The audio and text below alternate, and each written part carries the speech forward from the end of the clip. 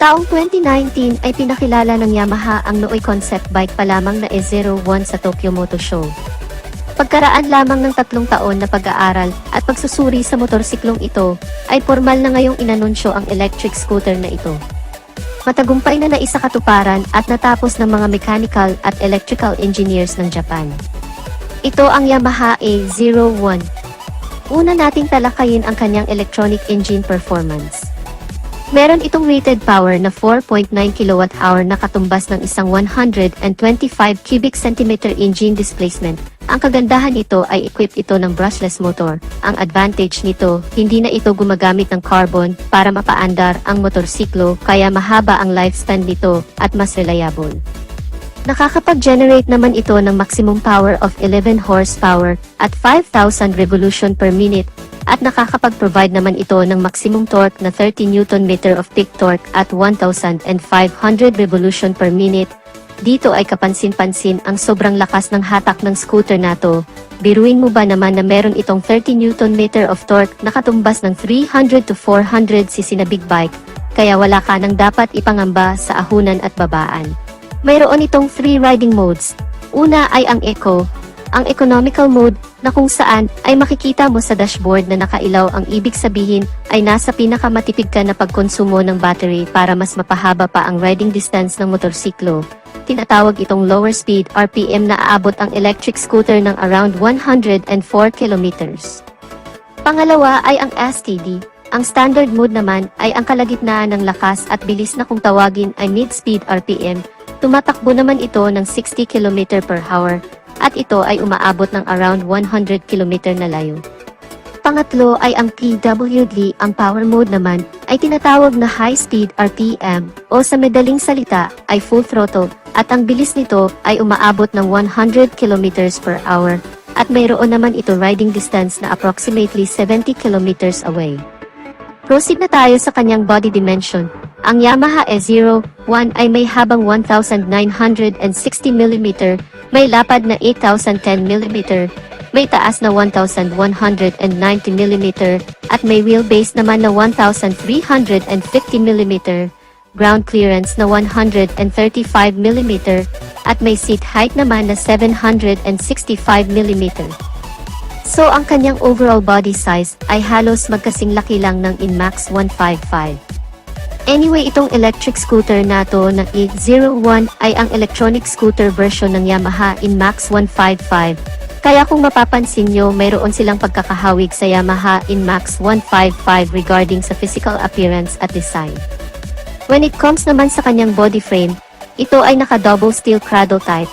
Ang kagandahan naman ito ay may 2 tubo na nakasuporta na kung saan ay naka-install ang electronic engine at battery, at ito ay mas matibay, mas stable na nakakapagbigay ng outstanding balance ng motorsiklo sa kahit anong riding style. Punta naman tayo sa kanyang suspension. Sa harapan ay naka-telescopic fork, sa likuran ay naka-dual shock absorber na may sword swing arm, at ito ay equipped ng CF aluminum die-cast na karaniwang ginagamit sa sports bike ng Yamaha. Kaya napakatibay nito, at ang kagandahan din sa Yamaha E01 ay meron itong 3 ways of charging capability. Una, pwede itong fast charging, kaya nitong ma-full charge from 0 to 90% sa loob lamang ng 1 oras. Pangalawa, gamit ang regular charger, kaya nitong ma-full charge sa loob lamang ng 5 oras. Pangatlo ay portable charger.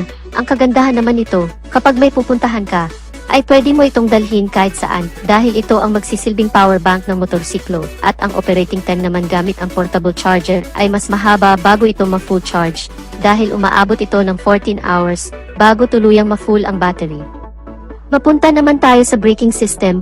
May 230mm hydraulic single piston single disc sa harapan, 200mm hydraulic single piston single disc naman sa likuran. At ang kagandahan pa nito ay equipped with dual channel ABS anti-lock braking system na nagbibigay ng smooth braking system, at tinitiyak nito ang kaligtasan ng rider kahit sa biglaang preno. Bukod pa dyan ay equipped with Y-Connect version 2, at ito ay gumagamit ng 3G LTE Wi-Fi access bilang koneksyon, at ito ay direktang kokonekta sa Yamaha server para sa on-time monitoring ng Yamaha Corporation para sa kalagayan ng electric scooter. Ito naman ang makikita ng rider kapag nakakonect sa Wi-Fi gamit ang mobile phone gaya ng sumusunod. last parking location, driving distance, electronic engine damage notification, battery status ng electric scooter at remaining charging time ng battery at marami pang iba. Pag-usapan naman natin ang sukat ng kanyang gulong. May 110/70-13 sa harap, 130/70-13 naman sa likod, all tubeless. Equipped rin ng TCS o traction control system ang motor nato na siyang nagpapanatili ng stable na pagtakbo ng motorsiklo. Pagdating sa cornering sa madudulas na kalsada ay very safe ito, dahil itinutugma nito ang pag-ikot ng mga wheels na naaayon sa bilis ng takbo ng motorsiklo para maiwasan ang pag-overlaps ng mga gulong nito. Talagang nakakamangha ang electric scooter nato, dahil lahat na ng magagandang features ay nandirito na, kaya sulit talaga ang Yamaha E01. Pagdating naman sa starting system, ito ay naka-electric start. Mayroon naman itong 23 liters of underseat compartment na nakadesign para sa kanyang portable charger, para sa long ride situation at kung mamamalingki ka naman ay pwede mo na tong iwanan sa bahay. Meron na rin itong built-in USB charging port sa harapan na kung saan ay pwede mong i-charge ang iba't ibang klase ng gadgets gaya ng cellphone.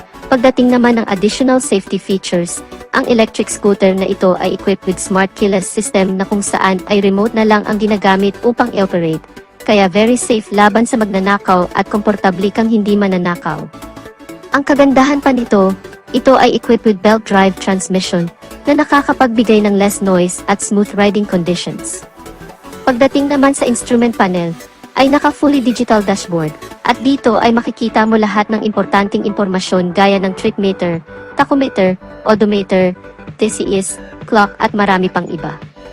Ang electric scooter nato ay may top speed na 100 km/h, at may kabuang bigat naman ito na 158 kilograms. At ang panghuli ang price tag ng bagong Yamaha E01 ay nagkakahalaga around 175,000 pesos, converted na sa Philippine money. Take note, ito ay base lamang sa conversion at pwede pa itong tumaas o bumaba, depende sa value-added tax na idadagdag o ibabawas. So ano ang masasabi niyo sa bagong E01 na electric scooter ni Yamaha? Comment your thoughts in the comment section down below. So dito na natin tatapusin ang ating video mga kamoto. Kung bago ka pa lang sa channel ko at hanap mo ay mga ganitong video content ay mag-subscribe ka na sa aking channel. Hit mo na rin ang notification bell icon para lagi kang updated sa aking mga videos. Paki-follow na rin ang ating Facebook page. Maraming salamat at ride safe!